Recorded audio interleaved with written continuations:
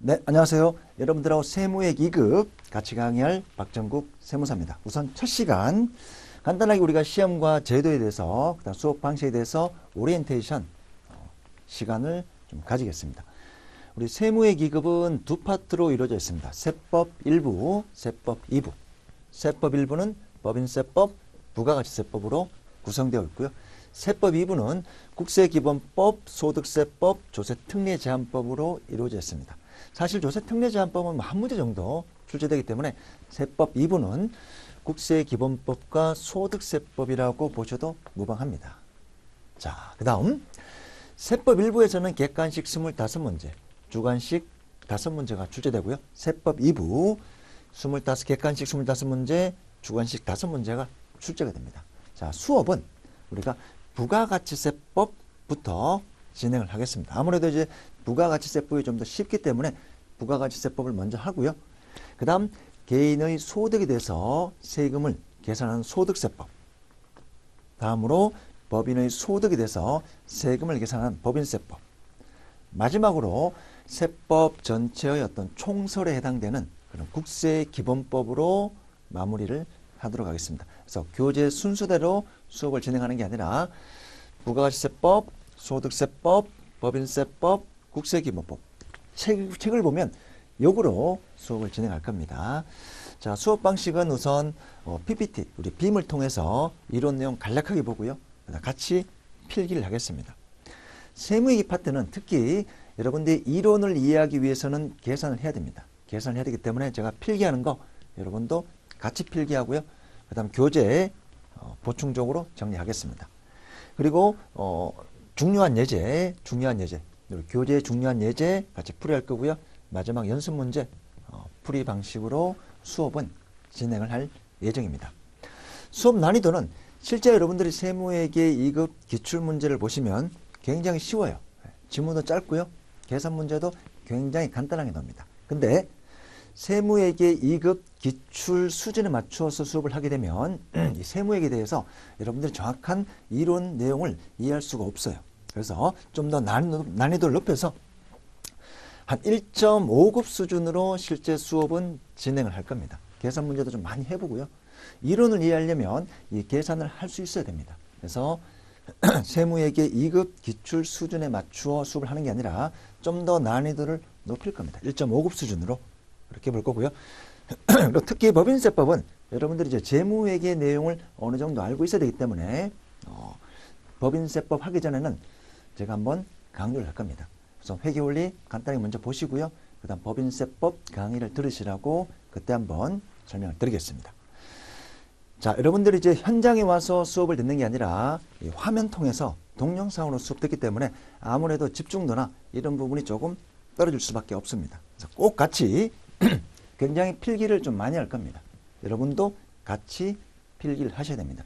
눈으로 보고 눈으로 수업 들으면 금방 잊어버려요. 수업 들을 때는 이해할 것 같지만 수업 끝나고 동영상 탁 끄면 복습할 때 기억이 잘 안 나요. 그래서 같이 저랑 필기를 같이 할 겁니다. 물론 이제 PPT 내용이라든지 교재 내용이 다 있지만 여러분들이 한번 써봐야만 세무회계 파트에 대해서 좀 더 이해도를 높일 수가 있습니다. 자, 우리가 이제 기업에서 여러 파트의 직군들이 있어요.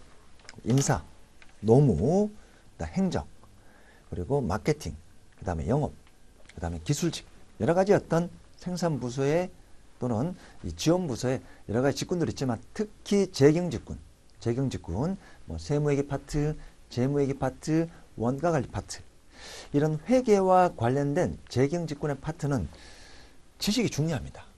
여러분들 뭐 영업 파트에서 지식 필요 없잖아요. 협상 잘하고, 말 잘하고, 거래처와 관계 좋고. 그런 게 이제 영업 직군이고요. 인사부서도 마찬가지입니다. 특별히 지식이 중요한 그런 직군이 아닙니다. 근데 우리 재경 직군은 원가, 세무, 재무 이런 재경 직군은 지식이 굉장히 중요해요. 여러분들의 몸값을 높이기 위해서는 많은 지식이 있어야 되고요. 그 지식이 있어야만 여러분들이 국세청을 상대로 또는 지방청을 상대로 또는 일선 지방세 관할인 구청 이런 세무 담당자와 여러분들이 대화를 할 수 있고 또는 다른 부서 또는 다른 회사, 거래처와 이야기를 하려면 여러분들이 많은 지식과 많은 내공이 있어야만 여러분들이 더 우위에 있게 됩니다. 모르면 끌려갈 수밖에 없는 거죠. 그래서 이런 재경직군은 지식이 굉장히 중요하다. 그리고 연봉을 인상하려면 이 재경직군은 많이 알고 있어야 됩니다. 내공이 있어야 되고요. 그래서 여러분들이 조직에서, 여러분들이 근무하고 있는 직장에서 능력을 인정받으려면 이런 자격증이 필요한 이유가 됩니다. 많은 지식을 알고 있고요. 많은 내공이 있어야만 여러분들이 업무를 할 때 빨리빨리 수행할 수가 있습니다. 그러면 직장에서도 자유를 찾을 수가 있습니다. 모르면 계속 공부해야 되죠. 미리 알고 있는 사람은 바로바로 업무 수행이 가능한데 이런 내용들을 모르는 사람은 공부를 해야 돼요. 회사에서 공부를 하게 되면 그만큼 업무 시간이 적기 때문에 쪼여서 업무를 할 수밖에 없을 겁니다. 그래서 여러분들이 지금 이 강의를 듣고요. 단순히 시험에 합격한다는 게 합격하고 끝내는 게 아니라 여러분들의 자유와 연봉을 인상하기 위한 과정이라고 동기부여를 하시면 좋을 것 같습니다. 자, 그리고 이제 세무회계 2급 자격증을 따시면 이걸 끝내지 마시고요. 좀 더 시간이 생기면 세무회계 1급 더 높이는 세무사까지 한번 도전을 해보세요. 뭐 세무사 시험, 공인회계사 뭐 옛날처럼 난이도가 되게 높지 않아요. 특히 세무사 시험은 시간이 좀 필요하고요. 암기만 하면 좀 오랜 기간 동안 또는 짧은 시간 동안 열심히 한다면 짧은 시간 동안 열심히 하려면 좀 기간이 길어지겠지만 특별히 어떤 많은 이해도와 많은 어떤 그런 창조력이 필요한 그런 시험이 아니고요.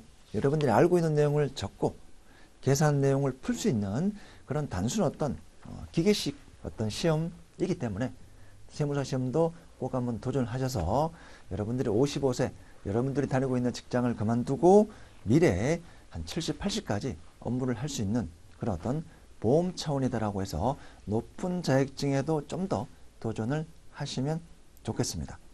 자격증이 있다고 옛날처럼 많은 연봉을 받고 많은 이익을 얻고 그런 시대는 지났지만 그래도 55세 직장 은퇴하고 난 다음에 사업할 수 없잖아요. 치킨집, 호프집, 대리운전, 택시 그런 것보다 이런 전문 직군으로서 좀 더 70, 80까지 여러분 사무실을 가지고 일을 할 수 있도록 그렇게 동기부여를 좀 해주시면 좋겠습니다. 파이팅 하시고요. 자, 교재 우리 5편 부가가치세법부터 보겠습니다. 자, 교재에 다 있지만 우리 필기할 때는 빨리 연습장에다 두고요. 빨리 같이 한번 적어보세요. 적어야만 좀 더 수업의 집중도를 높일 수 있고 이해력을 높일 수가 있습니다. 우선 부가가치세법. 자, PPT 내용 보기 전에 먼저 내용을 볼게요. 자, 부가가치라는 게 있습니다. 어떤 사업자 B가 있는데요. 100이라는 재료를 사서 제조 강화한 다음에 300에 팔아요. 이 B가 창조한 가치 증가분을 우리가 부가가치라고 표현합니다. 부가가치. 자, 이 부가가치는 사업자 B가 창출한 가치 증가분, 이거를 부가가치라고 표현합니다. 100에 사서 300에 팔았다면 이 B가, 사업자 B가 200의 가치를 창출했거나, 그래서 부가가치세는 이 사업자 B가 창출한 부가가치 200에 대해서 계산한 세목입니다. 20이죠. 10%. 현행 부가가치세법은 부가가치세율은 10%, 200에 10%, 20입니다. 자, 이런 부가가치를 우리가 부가가치세를 계산 방식이 크게 두 가지가 있습니다. 전단계 거래공제법이 있고요. 전단계 세액공제법이 있습니다.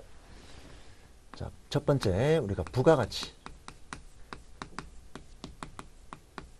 자, 사업자 B가 창출한 가치 증가분입니다. 100에 사서 제조 가공에 300에 팔았다면 이 사업자 B는 200의 가치를 창출했는 거고요.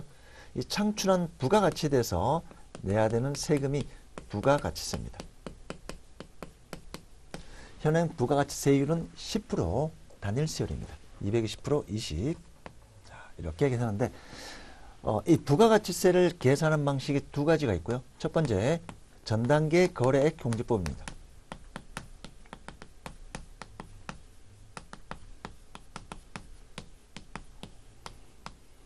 전단계 거래액 공제법은 우선 사업자 B의 매출. 자, 우리가 이제 부가가치세법에서는 매출이라 하면 모든 공급하는 것을 전부 다 매출이라는 표현을 씁니다.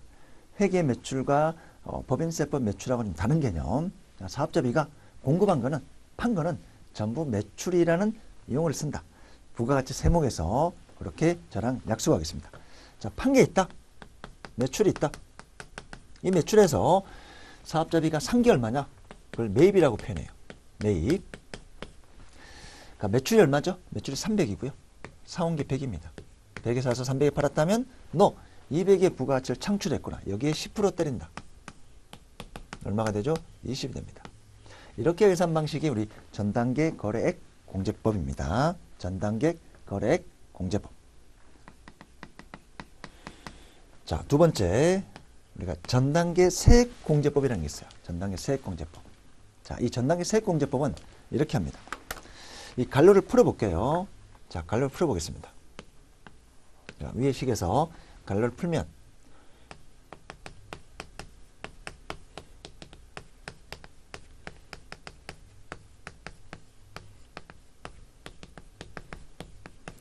전단계 세액공제법은 위의 식에서 갈로를 풀게요. 그러면 매출의 10% 나오죠. 매출의 10% 빼기 매입의 10%입니다. 다시 위의 식을 바꿀게요. 매출의 10%. 이걸 뒤에서 우리는 매출세액이라고 부릅니다. 매출세액. 매입의 10%. 이걸 우리가 매입에 대한 세액이라고 부릅니다. 매입세액이라고 부릅니다. 자, 이 전단계 세액공제법은 일단 사업자 B가 판 게 있다. 10% 때려라. 자, 근데 매입세액을 빼주는데 이 매입세액은 무조건 빼주는 게 아니라 여러 가지 세금 계산서 등을 통해서 입증을 해야 빼줍니다. 자, 여러분들이 보면 이거하고 같은 게 아니냐? 위의 식을 푸니까 이렇게 나오고 위의 식과 밑에 식이 같은 게 아니냐라고 질문할 수 있는데 차이점은 매출의 10%. 이걸 우리가 매출세액이라고 부르고요. 근데 전단계 세액공제법에서는 이 매입세액을 무조건 빼는 게 아니라 너가 입증을 해야 된다. 자, 이게 키포인트입니다. 키포인트. 무조건 빼주는 게 아니라. 전단계 거래공제법은 매입이 있으면 무조건 빼줍니다. 매입이 있으면 무조건 빼주는데 전단계 세액공제법은 무조건 빼는 게 아니라 너가 매입할 때 세금 낸 게 있느냐? 입증을 해라. 입증을 해야만 빼주겠다. 자, 이 매입세액 공제라고 표현하는데 굉장히 중요한 개념이고요. 이것 때문에 부가가치세법 법문 논리가 쭉 진행이 됩니다. 전단계 세액공제법. 자, 차이점. 매입세액을 무조건 빼주는 게 아니라 입증을 해야 된다. 입증을 해야만 빼준다는 내용입니다. 자, 우리 현실에 대해서 한번 예를 들어 볼게요. 여러분들이 매일매일 부가가치세를 낼 거예요. 우리 편의점에서 커피를 산다. 볼펜을 산다. 계산기를 산다. 음료수를 산다. 여러분들이 매일매일 재화를 살 때 어떤 물건이나 재화를 살 때 물건 값만 주는 게 아니고요. 부가세 10%를 같이 줍니다. 같이 줍니다. 10% 부담하고 어떤 재화를 사죠. 근데 여러분들은 한 번도 부가가치세라는 것을 세무서에 납부한 적은 없을 겁니다. 없을 겁니다. 자, 왜? 이런 우리 부가가치세법 시장에서 흘러가는 원리 같이 보겠습니다. 자, 여러분들은 매일매일 부가가치세를 소비를 합니다. 그럼 여러분들이 매일매일 소비하는 이 부가가치세 원리를 전체를 볼게요. 자, 어떤 재화가 바로 여러분들한테 공급되는 게 아니라 이렇게 새 사업자를 통해서 여러분들에게 공급한다고 가정해 볼게요. 자, 이 최종 소비자. 이 최종 소비자가 여러분들이에요. 자, 편의점 C에게 살 때 물건 값만 주는 게 아니라 부가가치세 10%도 같이 줍니다. 그래서 전체 이 부가가치세가 돌아가는 원리를 보겠습니다. C가 최종 소비자에 공급하는 사업자. 자, A는 1차 사업자. 자, A가 B에게 100에 공급합니다. 그래서 A가 창출한 부가가치가 100이라고 가정해 볼게요.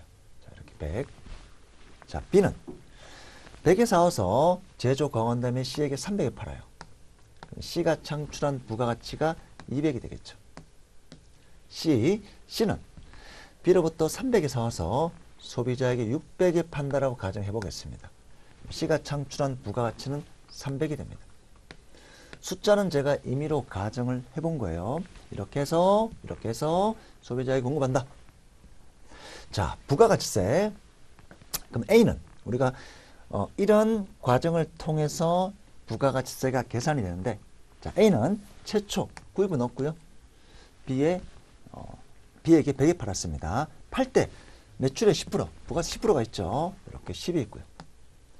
자, 그럼 A는 A의 부가가치세를 내볼게요. 매출의 10%.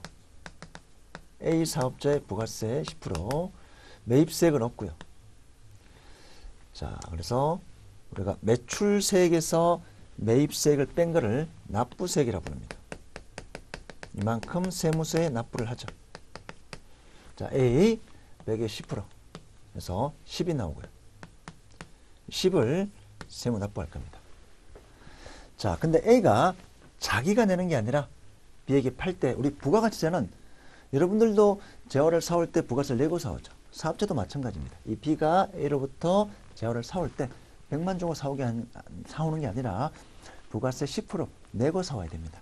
그래서 자, B 사업자 매출의 10% 빼기 매입세액. 자, 앞에서 매입세액은 무조건 빼주는 게 아니라 입증을 해야 됩니다. 너가 재화를 사올 때 부가세 내고 사왔다. 입증을 해야 됩니다. 현행 부가치세법은 A가 B에게 재화를 팔 때 세금 계산서를 교부를 해요. 자, 이렇게 교부를 합니다. 이 세금 계산서는 A가 B에게 부가세 10을 거두었다는 입증 서류고요. B가 A로부터 재화를 사올 때 10을 냈다는 그런 쌍방간의 입증 서류입니다. 그래서 B가 나 이거 교부받고 부가세 10 냈다. 입증하면 빼줍니다. 그래서 B의 납부세. 자, B는 100에 사서 300에 팔 건데 마찬가지로 팔 때 이 C에게 30 부가세를 받겠죠. 그래서 매출의 10%, 300의 10%, 30이 될 거고요. 자, B가 1부터 사올 때 부담한 매입세액 10이 될 겁니다. 이렇게 해서 납부세액은 20이 되죠. 자, C를 볼게요. C는 300에 사서 600에 팔 겁니다. 마찬가지로 소비자에게 팔 때 물건 값만 받는 게 아니라 부가세 10%도 받죠. 60. 자, A의 매출세, 매출의 10%. 매출의 10%. 자, C는 600, 매출 10%. 60이 되고요. 자, C가 B에게 사올 때 부담한 매입세. 마찬가지로 B도 세금 계산서 교부를 해요. 자, 이 세금 계산서는 그런 역할을 합니다. 내가 너에게 재화를 팔고 세금 계산서 교부하고 부가세 10% 거두겠다. C는 B로부터 300 사올 때 나 부가세 10% 냈다. 30 냈다를 입증하는 서류입니다. 매입세. 자, 입증을 하니까 빼줍니다. 30을 빼주어요. 그래서 C는 납부세액이 30이 나옵니다. 소비자는 C로부터 600에 사올 때 물건 값만 주는 게 아니라 부가세 10% 내고 사오는 거죠. 그래서 소비자가 600 사오지만 부가세 60. 이만큼 결론은 부담하는 거예요. 최종 소비자인 이 K라는 자가 부가세 10을 부담을 하는 거예요. 근데 소비자가 세무서에 부가세를 냈습니까? 소비자가 세무서에 부가세 낸 건 없죠. 누가 세금을 내요? A가 세무서에 10을 납부하고요. B가 세무서에 납부세액 20을 내고요. C가 세무서에 납부세액 30을 냅니다. 이런 방법을 통해서 매출의 10% 빼기 매입세액, 납부세액, 매출의 10% 빼기 매입세액, 세무서에 10 내고요. 부가세 신고기간에 B사업자가 세무서에 20을 냅니다. 신고하고 납부하고. 부가세 신고기간에 C사업자가 세무서에 30을 냅니다. 자, 이렇게 부가가치세를 계산한 과정은 매출의 10% 빼기 매입세액, 매출의 10% 빼기 매입세액, 매출의 10% 빼기 매입세액 이렇게 해서 10, 20, 30을 냅니다. 자, 이게 여러분들이 현실에서 이루어지는 어떤 유통 과정입니다. 유통 과정입니다. 첫 번째, 현행 부가가치세법의 특징. 전단계 세액공제법. 사업자 매입세액을 무조건 빼주는 게 아니라 입증해야 된다. B가 A로부터 물건 사올 때 나 10 부가세 내고 사왔다. C가 B로부터 재화를 사올 때 300 냈지만 부가세 30 내고 사왔다. 입증을 하면 빼줍니다. 자, 근데 이 부가가치세는 사업자가 부담하는 거예요? 소비자가 부담하는 거예요? 자, 거래우리를 잘 보면 A가 물건을 팔 때 10 받아서 내는 거죠. A 자기가 부담한 건 없습니다. 마찬가지로 B 팔 때 30을 거두었어요. 자기가 내는 게 아니라 30 거두었고요. 자기가 A로부터 사올 때 부담한 10을 빼서 20만 냅니다. 마찬가지로 B가 자기가 부담하는 부가가치세는 없죠. 팔 때 C로부터 30 거두고요. B가 A로부터 사올 때 10 부담한 거 빼서 20만 내게 되는 겁니다. B가 자기가 부담한 부가가치세는 없어요. C 소비자에게 600이 팔 때 60을 거두고요.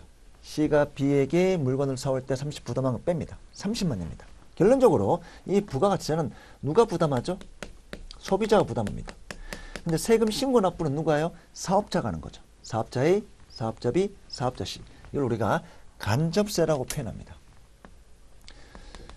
부가가치세를 부담하는 자와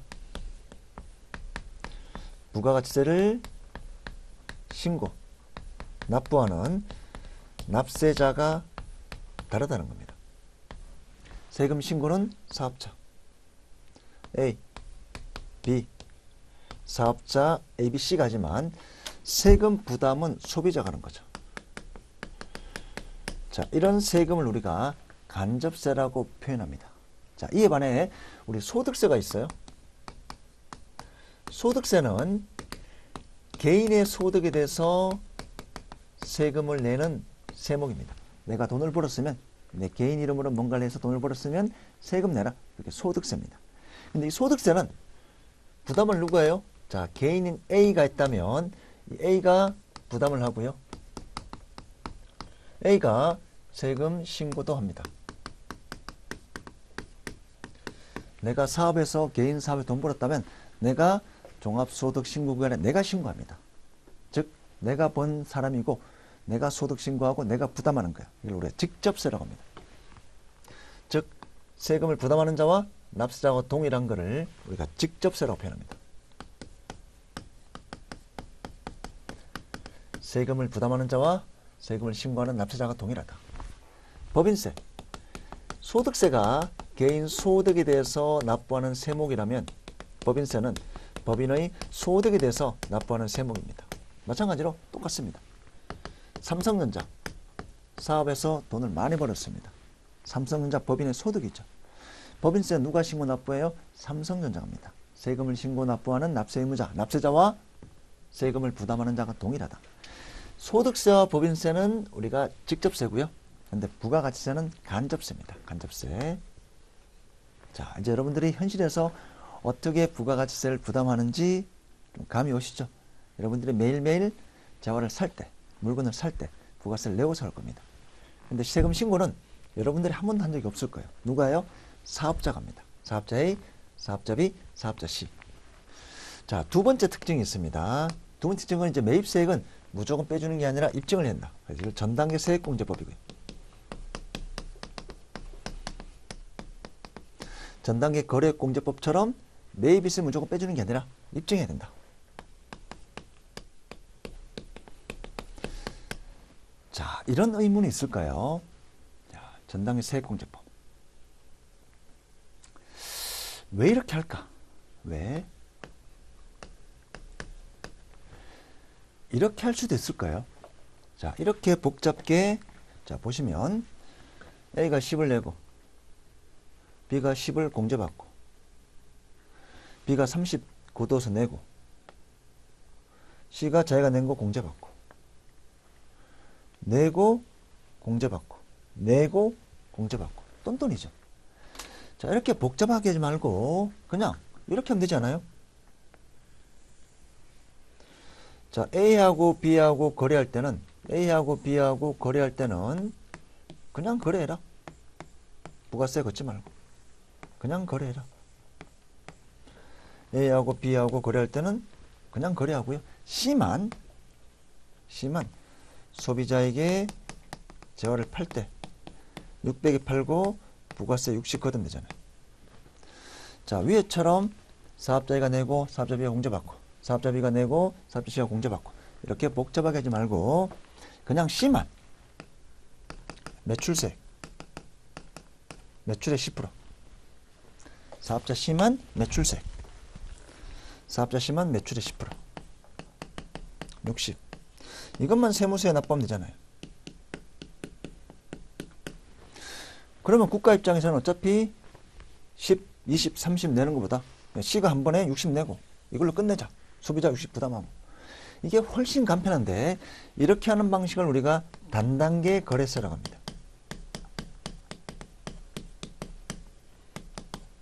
자, 근데 현행 부가가치세법은 다단계 거래세입니다.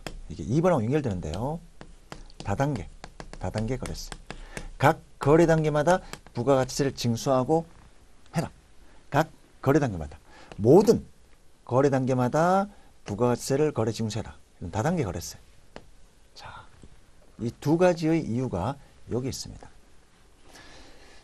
자, 이렇게 하면 B는 A로부터 재화를 공급 사올 때 부가세를 내고 사왔다. 반드시 입증할 거예요.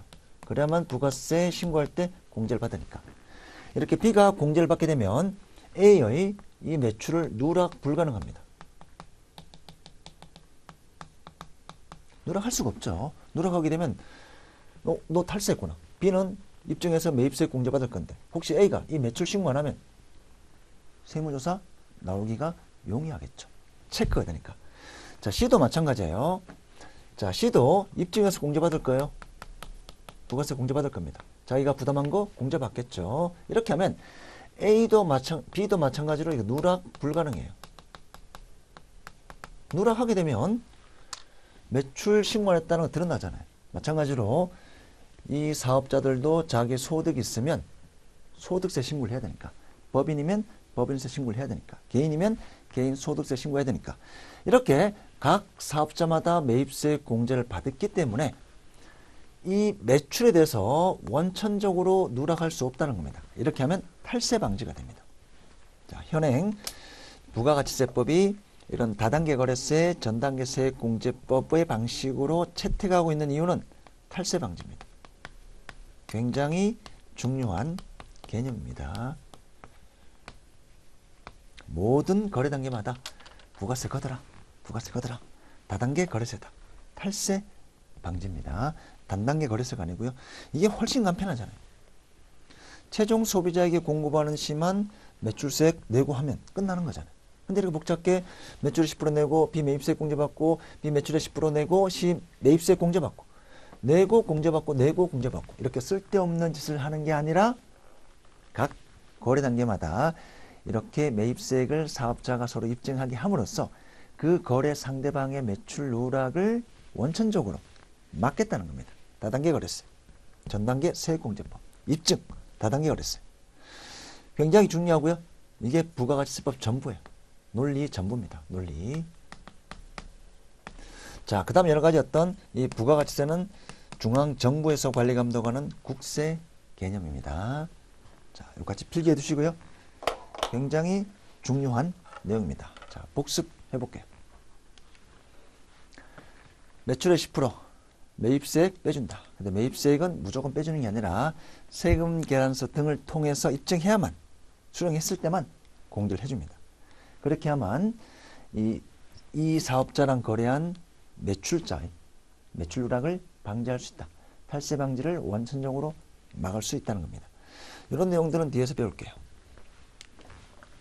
자, 부가세는 최종 소비자가 부담하는 세금이다. 계속 전가시킵니다. 다음 단계로. A가 팔 때 10 거두고요. 매출세 빼기 매입세.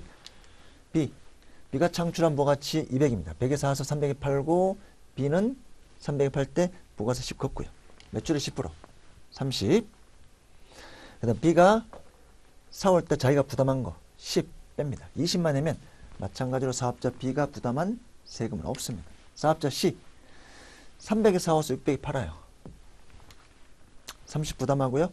소비자가 팔 때 60 거둡니다. 그래서 60 거두고 60을 거뒀지만 실제 B에게 사올 때 30 부담한 거 빼니까 차액 납부세액 30만 원입니다. 소비자가 60이라는 부가가치세는 부담하지만 이 세금 신고는 사업자 A, 사업자 B, 사업자 C가 각각 신고 납부하는 겁니다. 특징 간접세고요. 다단계 거래세, 탈세 방지입니다. 전단계 세액공제법, 입증해야만 빼줍니다. 전단계 거래공제법처럼 무조건 빼주는 게 아닙니다. 자, 일반 소비세라는 개념이 있습니다. 법에서 이거는 이런 재화 등은 부가가치세 과세하지 말라. 법에서 면세 대상이라고 몇 가지 열거해 놓은 거 있는데 이것 빼고 전부 다 과세하자. 이런 과세 방식이 일반 소비세 방식입니다. 국가 중앙정부에서 관리 감독하는 국세, 국세청에서 관리 감독하는 국세 개념이고요. 물세입니다. 물세. 사업자가 사업장에서 창출한 이 부가가치에 대해서 과세하는 세목입니다. 여러분 나중에 이제 소득세를 배울 때는 여러분들 직장 다니는 분들은 쉽게 이해할 수가 있어요. 개인 소득세 계산할 때는 여러 가지 어떤 개인의 소득이 있으면 여러 가지 또 소득 공제를 해줘요. 혹시 부양가족이 많다. 부양가족이 많으면 돈을 많이 써야 되잖아요. 의료비도 많이 나갈 거고요. 생활비도 많이 나갈 거고 식대도 많이 나갈 거고.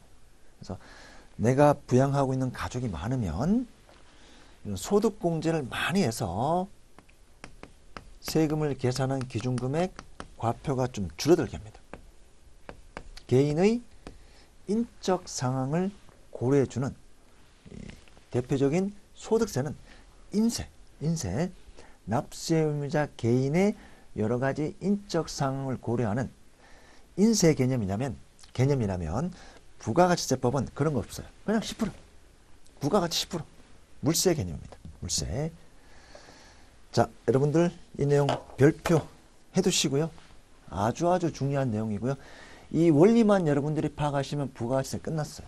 이게 논리 전부입니다. 그 다음에는 이제 몇 가지 외워야 되겠죠. 매출 어떻게 구하느냐. 현실에서는 여러 가지 거래들이 있습니다. 그 다양한 거래별로 이 매출의 숫자를 어떻게 구할까. 매입세. 매입세 공제를 하기 위해서 어떤 절차가 필요할까? 납부세액, 부가세 신고는 언제 할까? 일반 소비세 개념이니까 그러면 부가가치세가 과세 안 되는 재화 등은 어떤 것이 있을까? 자, 그런 부분 학습합니다. 세금 계산서 굉장히 중요하죠.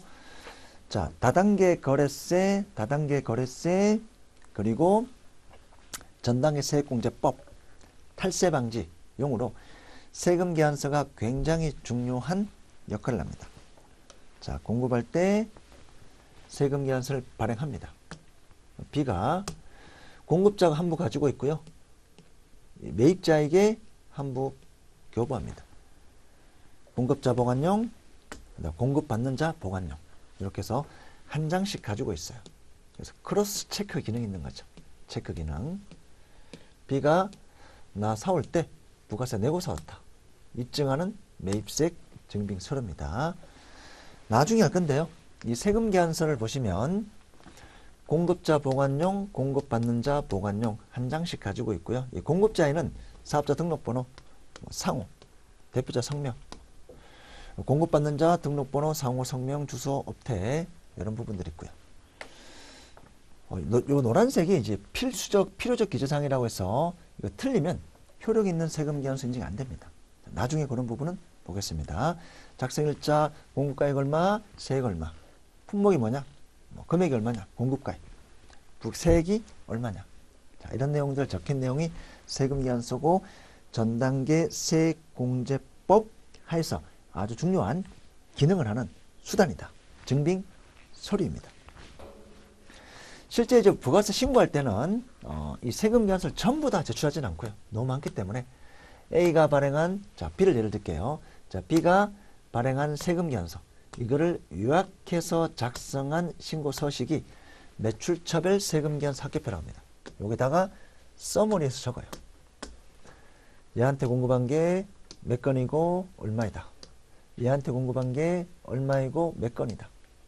매입처별 세금 계산서 합계표. 자, B가 내가 부가가치세를 내고 사온 것들이 어떤 항목들이 있느냐. 매입처별 세금 합계표. 얘한테 이만큼 사왔다. 얘한테 3건 사왔다. 얘한테 6건 사왔다. 이렇게 내가 발행한 세금 계산서의 내용을 요약해 놓은 보고서 신고서, 매입처별 세금계산사표표, 내가 사올 때 공급받은 수령한 세금계산서를 서머리한 그런 신고 서식을 매입처별 세금계산서학기표라고 합니다. 그러니까 실제 신고할 때는 내가 수령한 거, 내가 발행한 거 너무 많잖아요. 그래서 이렇게 서머리한 매출처별 세금계산표, 매입처별 세금계산사표를 부가세 신고 서식에 붙여서 신고를 하고 있습니다. 실무하시면 부가가치세에서 가장 이제 실무하다 보면 많이 나오는 게 불부업이라는 게 있어요. 저도 현 직장에 오기 전에 옛날에는 이제 LG그룹에 있었거든요. LG전자 계열사에서 실무했습니다.